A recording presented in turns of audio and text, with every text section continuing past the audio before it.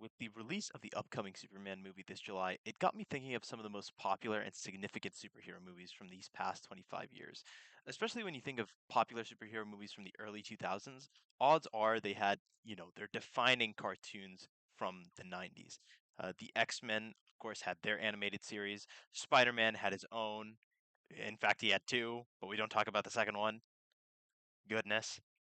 Batman had his, and of course, with the success of Batman the Animated Series and it being such a huge hit, it was only a matter of time before the most iconic superhero, with one of the most recognizable symbols in the world, got his own.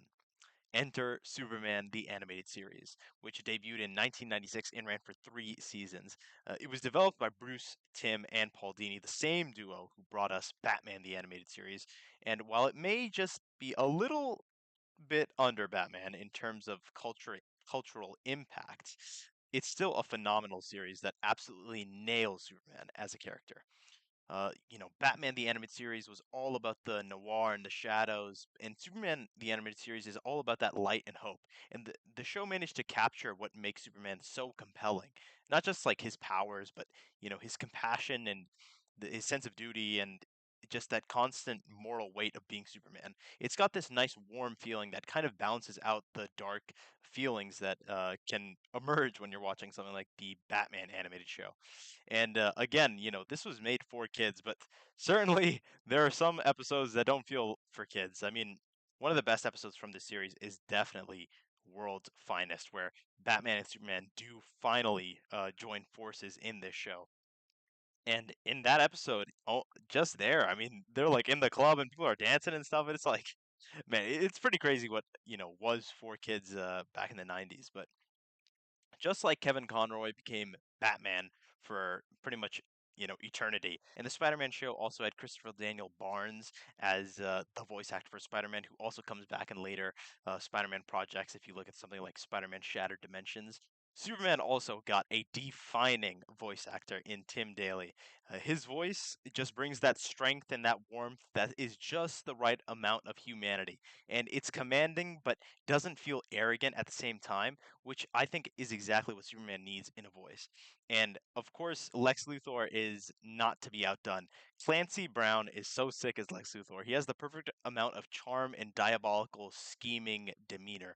Plus, he's also Mr. Crab and my guy from Detroit Become Human, so he's got supreme range. The show was really amazing for its time.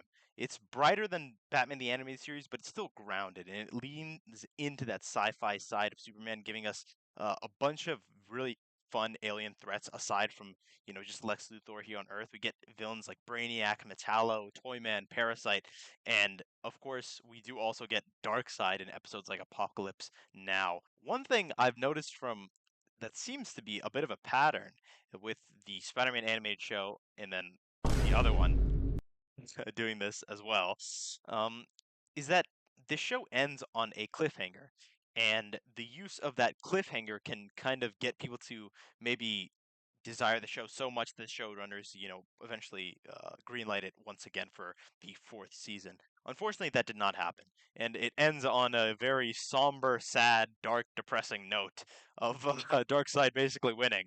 Um, and yeah, it's very interesting that both this show and the Spider-Man shows, they both do that. Which it's kind of sad to see that this wasn't able to get greenlit for a fourth season.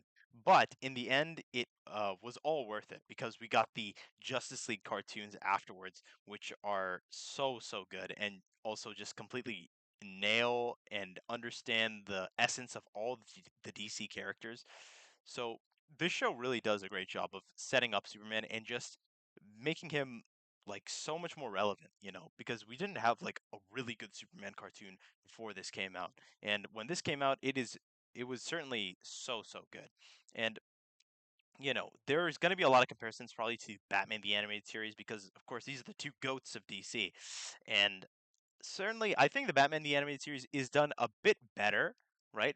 Especially because, you know, basically the first half of the Batman the Animated Series or for a majority of it, it's got that nice style before they turn it into the new Batman Adventures where it's all very blocky and stuff.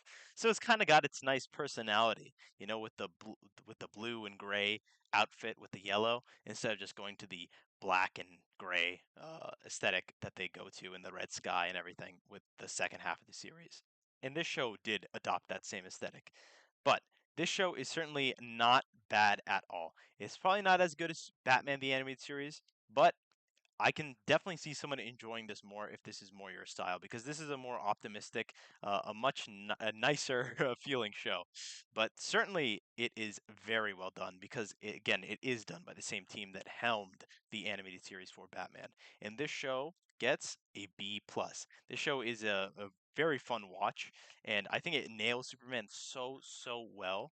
But it all worked out in the end because Superman was in Justice League front and center. If you enjoyed this video, please do give it a like and please subscribe.